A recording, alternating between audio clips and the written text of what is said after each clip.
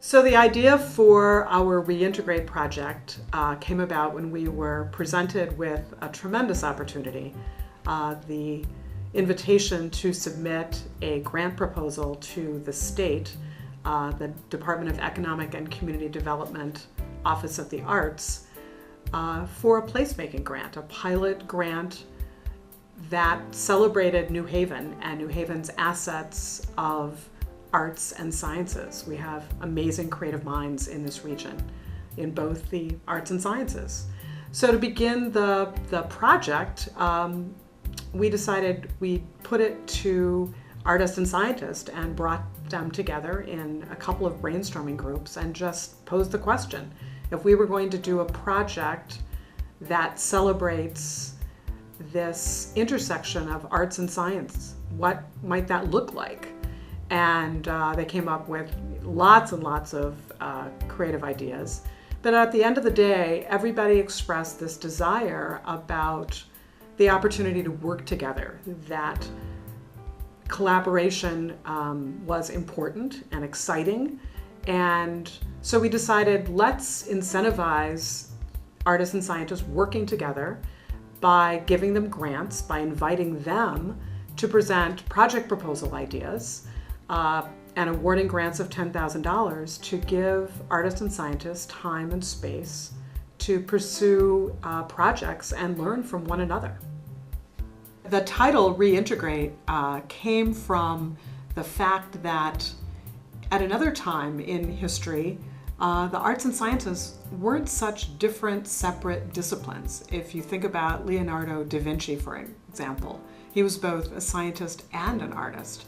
And over time, these very innovative fields became separated and are now, unfortunately, very, very distinct. And yet they share so many processes and this element of discovery and exploration. So it was really a fabulous opportunity to bring them back together through Reintegrate. Yeah, in the RFP that we sent out, we really encouraged this collaborative element. We really wanted a two-way street open, that they can learn, the scientists can learn from the artists, and the artists can also learn from the scientists. And so we really encouraged them to talk about that in their submissions, and we were really pleased with the results. We got 42 submissions, and we had them reviewed by a panel of artists and scientists, so they were chosen by a panel of their peers, essentially. And the results was 7 teams were granted, and we've been following them in a variety of ways over the past year. And one of the ways is through our website, the Reintegrate website. They've been updating on team blogs the whole time, and we've also visited them in their labs and their studios throughout the collaboration process and made videos about the teams.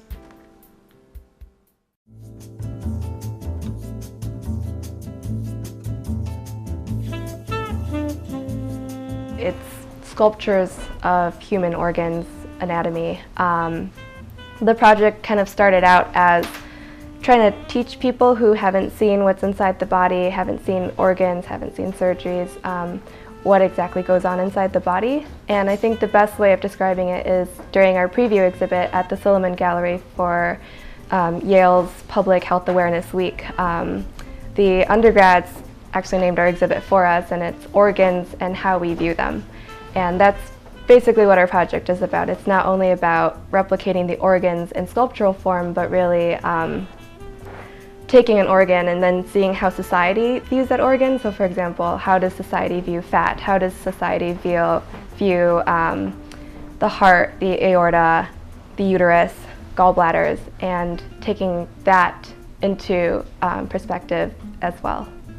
So my background is as a med student, always been more of a scientist than an artist, but I have a deep appreciation for the arts. When we take care of patients, we have to learn all these things like what do all those lab results mean? So what doses of medications are people on? And you take that into account with kidney function, and all these numbers go into patient care, but you kind of lose the humanities perspective as well. And so I found that at the end of my third year, I was going a lot to New York City, meeting up with friends there who are in more artsy professions and going to art festivals, going to the MoMA, like using the right side of my brain. Then I thought of this project, really looking at organs and how colorful they can be inside the body and how beautiful they are, and wanting that to come to light. The material we found was, luckily it was some green tubing that I was able to acquire, and several practice attempts at making them. I would make a few and then get in touch with Lucy and see how these look. I think we adjusted this. I think we're making them too big and things like that. I made them with veins, without veins. So it was a back and forth on it to get it just right. It really didn't. It came together pretty quickly as far as what the look of the gallbladder was going to be. So I think I'm richer because of working on this project, because of the input that I got from Lucy and Ken. And this is a nice example of really what a essentially normal gallbladder looks like. The size is accurate, the blood vessels on the outer surface, they certainly can get markedly enlarged in disease processes or scarred down and small. But having objects of beauty that really reflect what goes on inside the patient really brings medicine to life, and that's how it should be. It's been a wonderful experience being involved in this project and seeing how real artists think about processes and visualize the project and step by step bring it into reality. That's something as a boring scientist that I've never been able to do, and being involved in a team that has these different talents and skills is an excellent experience.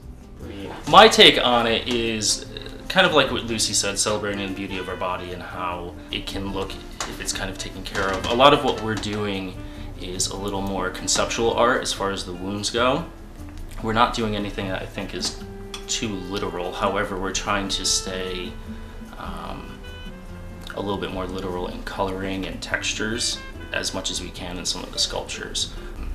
I think I've learned a lot from Lucy through the design process of what we're creating that I wouldn't have normally ventured to learn necessarily unless a client came to me and wanted to make a human heart window, which I don't think would ever really happen other than in this project. I think it's been a great process so far for both of us. I don't know for you, but for me it's really pushed what we do and how we do things. I'm usually very structured in how we work in the studio, have everything really laid out, and with this project I think it's a little bit more organic and just kind of happening as we work on the pieces, letting things change and evolve to what they're going to become.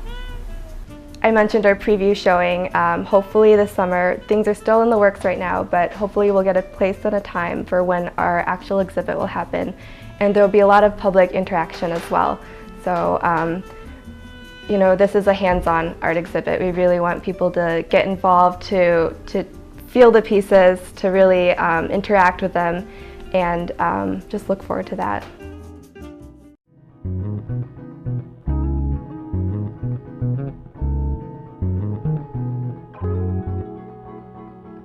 I guess you could say our product is the process, because what we're essentially coming up with is a interdisciplinary, cross-disciplinary class that then all these different people can come together and then learn about engineering and learn about math and learn about design and learn about all of this through making beer, making equipment, and then making beer together. One of my goals as a math instructor is to really tie math to something real-world problem. There are mathematicians, and I love them, whose job it is to sit and think and stare into space and write equations down, and that's their gig, and that's awesome. And that's not me. Like, what inspires me is using math to answer a question. And that's something that as an undergraduate student you don't have the opportunity to do very often. So I want to find a way to give that opportunity to students, and this seemed like, okay, you should consider working with me because I'm going to study beer. And if I float that out there, then a couple of them were like, I want in on that. I want to be a part of that. The thing is about math, and the way that you describe how math is useful, that's how design is useful. design is, hey, there's a problem and let's try to come up with a solution. And so that's the way you use math, and design fits into that perfectly. So then throughout the process we've been able to see like, oh, it's not the same process. Mathematicians take a different process than designers, and that's actually been pretty cool. One of the interesting things about everybody coming together to build something in an interdisciplinary fashion has helped them understand other fields, essentially. You know, so they can't just be in their own little field. They have to be able to understand the entire broad context of how you build a machine and how beer making works.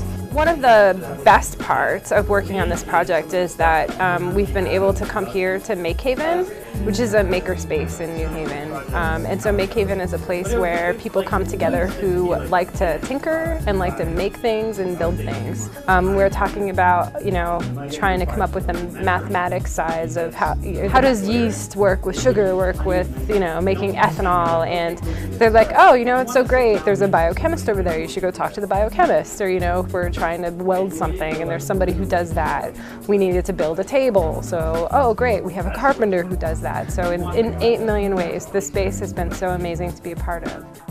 The building is really partially the most fun because so you can get so many people involved. There's so many different skill sets that you might need to be able to put something together. There's microcontroller work, there's engineering and manufacturing, there's materials work, there's soldering and welding and wiring and building, and it's an effort that you can make with a group, and people get to learn, and the community aspect of it is really interesting. In addition to that, making good beer, real beer, not just possibly a good beer after several tries and getting, and perfecting your methods. Really, the first time a good, consistent beer, a professional brewer quality beer, and it opens up the potential for anybody, any member or a person involved, to be able to use the device and experiment. I think anything that brings people together and makes them think about other aspects of their, other aspects. Also, how can these people use what they've learned in school, how they can use their own profession in a really unique way to make something new, to inform a different profession. It is kind of a constant struggle to make sure that everybody is working together and not just going off and trying to work parallel and do things side by side. Because one of the things that I find is that, as all the design people, they know how each other thinks, they understand that, and then the math people all know how each other thinks, they understand that. And it's like sometimes people don't want to bust out of their own little cocoons necessarily, and so there's this constant like, okay, no wait, we have to kind of try to work on this together. But the whole process, I think, has been one big, huge surprise after another. We're always being thrown for loops. I think anytime you're trying to put together anything of this magnitude, who knows what's going to happen.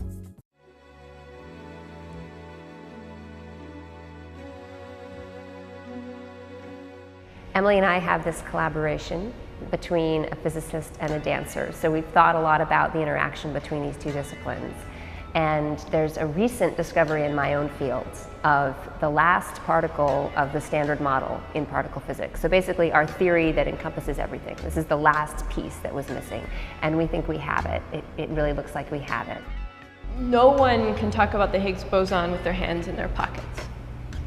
There is an incredibly rich gestural life that emerges with each of these, with scientists, without fail, as soon as they began to describe the Higgs, to articulate what it does, to call upon vivid, real world, macro world metaphors.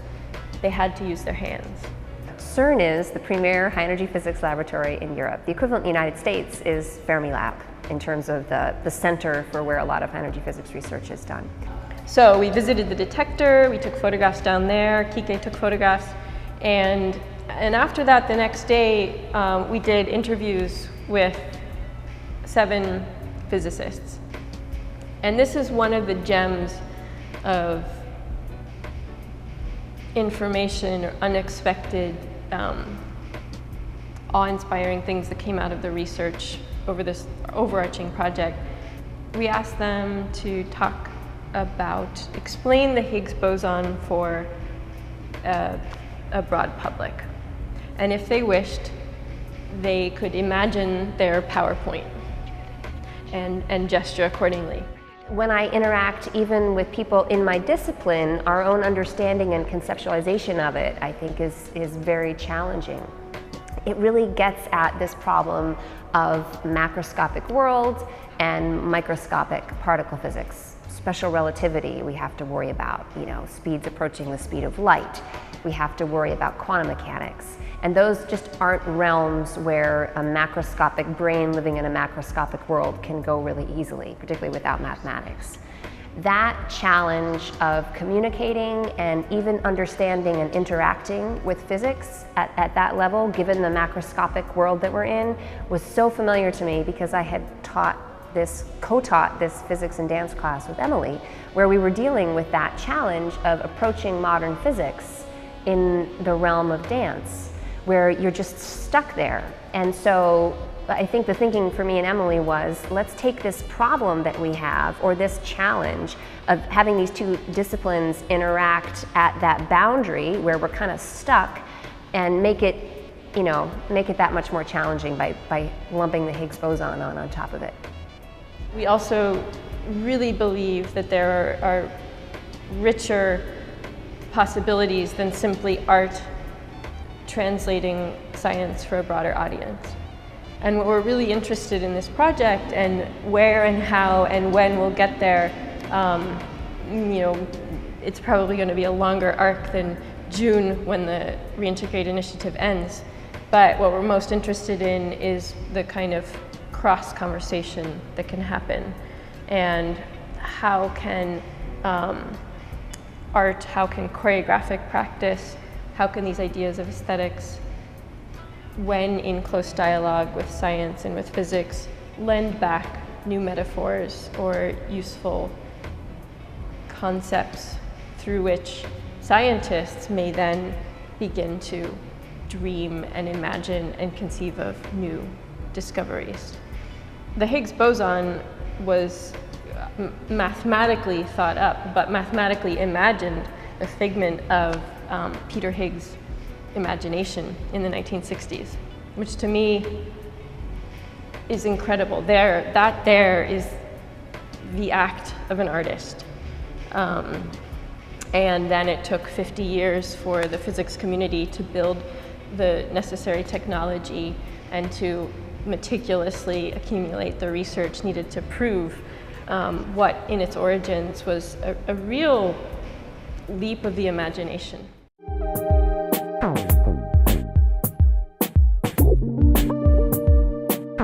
As an artist, I'm always looking for an opportunity to do new projects, and most of my work is original work. Either myself or various different writers and artists that I know, we bring the group together, and this was just something that was really fascinating to us. War has been turned into theater many times, since wars even began, and it's been a source of drama in so many different ways. It has a natural dramatic energy to it, obviously, because it's what it's based in. And so so for me, it was an opportunity to explore something that is a big issue in our country. Mental health services, healthcare, huge issues in our country. And often in our society, we turn a blind eye to people who have mental health needs. For me, I'm a social activist, as well as an artist, and I'm someone who really wants to look at art from a social impact, from a social justice standpoint, and this project opportunity was just a perfect way to merge those things together. Until we cannot stigmatize people in our country who have mental health issues, and it can be okay to step forward and say, I've got an issue, I need help, we're always going to have to work to bring awareness to it. So this project for me brings awareness to people with PTSD, soldiers in particular, but also it helps raise awareness on the larger issue of what are we going to do as a nation to really provide the proper health services for everybody in our country, especially those who are in severe need of mental health services.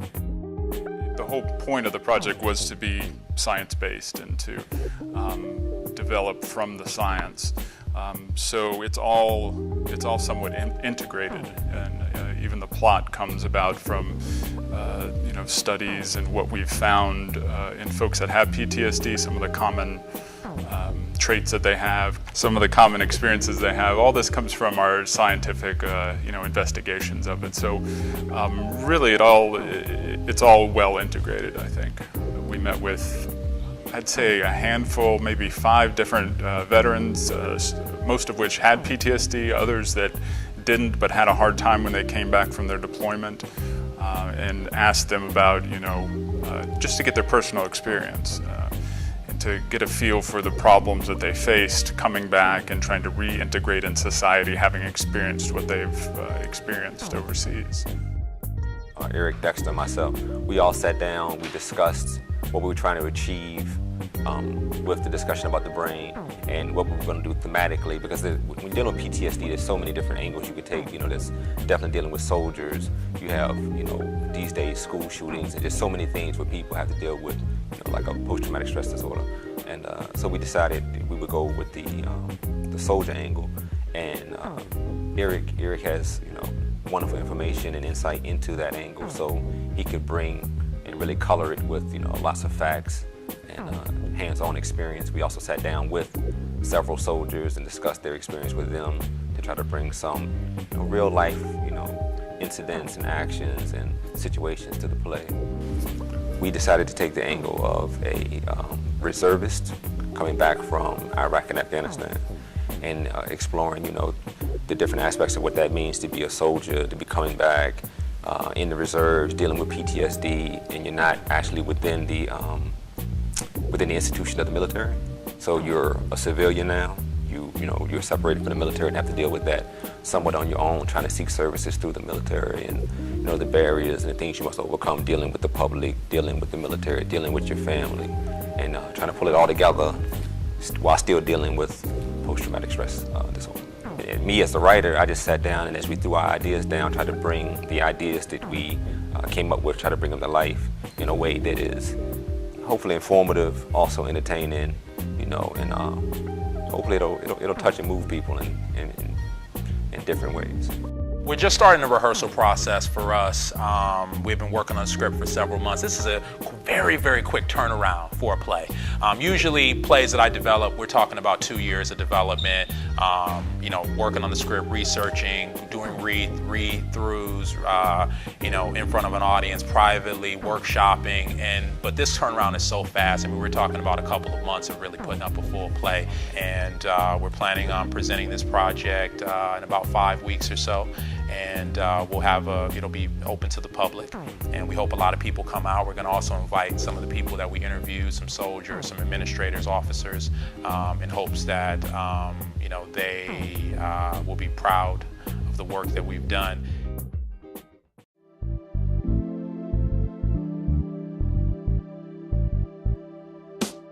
Personally, my writing really relies on physical locations. So when I wrote my book, Learning to Hate, it takes place in San Francisco. And my scenes take place in real locations that I know from living there for 12 years. And so I really had that connection between the fictional place and the real location. And so Katie, she and I have talked about setting and place, because those two worlds of ours do collide. As a geographer, she deals with places all the time. We identified 5 different novels in 3 different cities. We chose New Haven, Connecticut, Duluth, Minnesota, and San Francisco, California. And we chose those 3 cities because they're very different. And we are taking the scenes that take place in real locations, whether that's a real coffee shop, whether that is a school, a public square, a pizza place, and we are studying the intersection of that fictional place and that real life place, and seeing how they compare to each other. You know, is it the community that's inspiring the art, or is it the art that's inspiring the community? I actually studied place-based education, which is an education method that kind of tries to connect people to the environment so you can think about more complex issues in context. And I never had really considered literature as a really good teaching tool in relaying place and how you can describe place and make place a part of the bigger project. So that's something that has really been valuable. You know, I have my own way of creating art, and much different from a scientific method of doing that. And it's been good. It's been good. It's been fun. It's a completely different perspective. But what Katie brings to the table is methodology. I mean, she really understands what it means to collect data, to analyze data, and to come to conclusions. So that's been really eye-opening to kind of see her, you know, work her magic and to kind of focus me a little bit to get toward our goal. One book that I've been reading recently that takes place in New Haven is called Joe College by Tom Perrotta. And I've been reading this scene that takes place on Yale's campus. I didn't walk any more softly than usual, but for some reason, he didn't hear me approach. He just stood there, lost in thought, gazing into a lighted window on the ground floor of Branford, on the far side of the moat. Kristen Willard was framed in the window, her profile angelic in the pale glow of her reading lamp. She seemed to be concentrating hard, as if something in the book didn't make sense to her. So here we are on the campus of Yale, and we are right here on Liberty Walk, which is where the scene takes place in Tom Perrotta's Joe College. And in the scene, as you remember, the character Nick is a local. He's from New Haven, he's not a student, and he's standing right here at this location by this tree on this walk, staring into a dorm room of a young co-ed. And if you remember, the symbolism is that there was a moat in between the local and the young undergrad. You could think that was just symbolism, unless you actually came here to this location, this physical space where the scene takes place, and you can actually see that there is a moat in between the walkway and the dorm. And it acts as a symbolism of the gulf between the local New Havenite and the Ivy League student. They're from two totally, completely different worlds, separated by a gulf, this moat, this physical moat. And that's how the physical location of Yale University inspired this author to write this scene.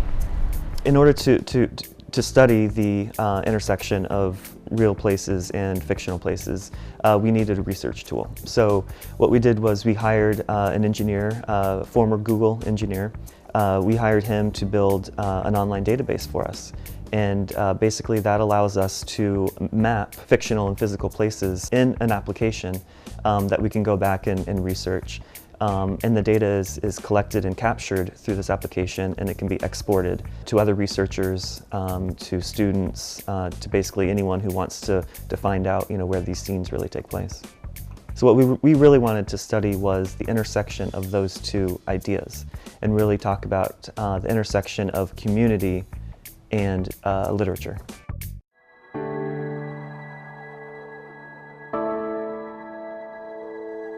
The pluripotency dance, which is the title of our project now, has a number of components. First, we are going to make a performance piece, but it's going to include audience interaction.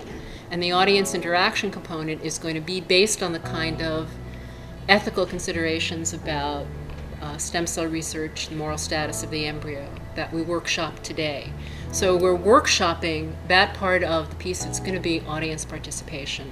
But we also have regular, straight-up dance choreography to be working on, and the subject for that is going to be the idea of pluripotency. How a single cell can make all the different cells in the body.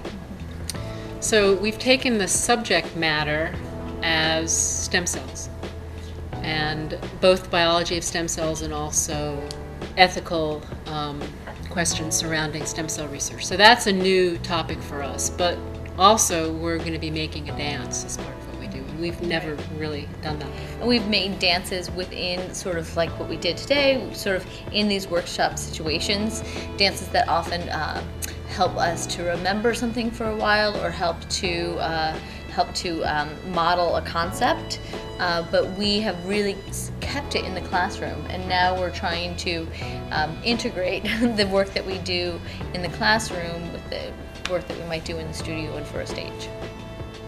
I think that there's a component of it that is about the awe and wonder of this, and about that this is a really sort of amazing process, but that that there's such potential. I mean, there's not only potential in a stem cell to become so many different things, but there's potential in this field too. And to see that some sort of the relationship between, this cell, right, and also this field, and how art can help us negotiate a little of that. And the idea is a big one, that not everybody learns the same way, not everybody learns science the same way, and to open the spectrum of learning up to using embodied learning and using movement has really, I think, catalyzed a lot of interactions in terms of teaching at many levels. And we use it in many different ways, from devising a simple mnemonic to helping you think about your position on something like the spectrum work we just did. So it's really opened up a kind of new way of adding a different layer to the science classroom. We researched more in science labs than we did, in any other kind of way, and it was really the passion from the scientists. And as a dancer, I mean, most of these are bodies, right? And so to understand on a molecular cellular level how we work is completely fascinating.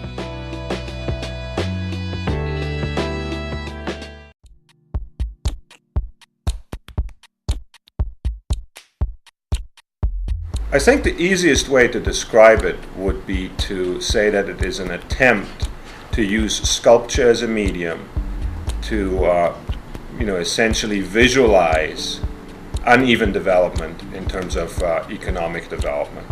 To visualize in a 3D environment, a tactile 3D environment, poverty in the state of Connecticut. Poverty, though, is just one variable that we'd be looking at. And in terms of the sculptural realization of these ideas, the concepts are familiar territory. There's chloropleth maps. There's ways of sort of conceptualizing three-dimensional distribution of variables.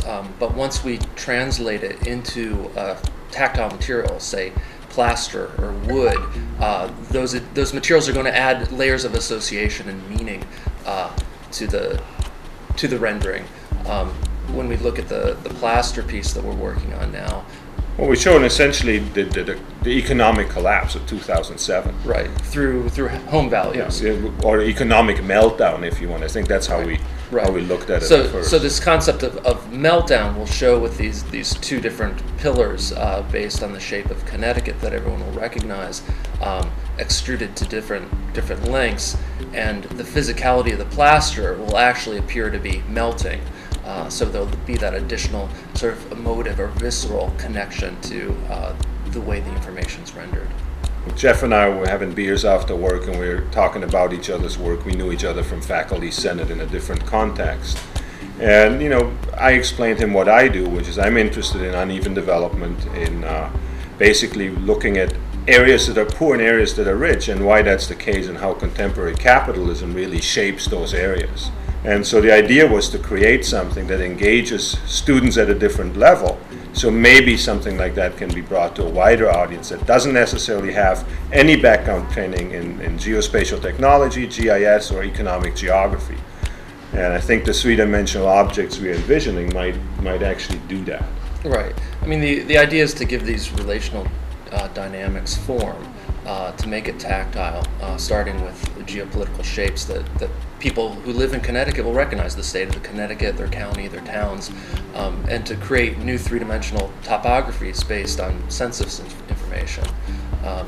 It's a way to engage the public that's not a list of numbers or data. If it's something that they can walk around, that they can physically touch and see these disparities, I think it'll resonate with the public. And I think one of the most exciting aspects about it is if whenever Jeff and I get together, there's new ideas that are being formed. bringing ideas up to Jeff and then he having an idea and how that could possibly lead to a sculpture is really, really exciting. Right. I've always had an active sketchbook practice, but now Patrick and I both have sketchbook practices, and we bring them to, when we go out together, we bring our sketchbooks and we have the shared sketchbook practice of evolving ideas. We've developed a number of 3D models that are dynamic. We can alter both through CAD programs. We can alter the models, and then we're developing some models that are also physically dynamic. We're going to produce some of those models as static sculptural objects as well through 3D printing, laser cutting. And then we'll have a number of sculptural objects that explore various material responses to these ideas, like the plaster work. And the thing that I would like to see, obviously, is that when we have those projects done, really bring them out to the public and having the public look at it, because I am really excited and trying to find out how the public will perceive those. It's probably the first foray of my work where it got seen by a broader audience. And the sculptural objects we create, I think, the way I envision them, and I think Jeff envisions them, and hopefully we'll be able to kind of mesh that together, and I think we will, I think are quite exciting objects and could be visually quite stimulating as well. And through our collaboration in the classroom, our students have really had a sense of discovery that art is a different and powerful way to convey information. And we're hoping that the information resonates as well as the formal and aesthetic qualities of the objects.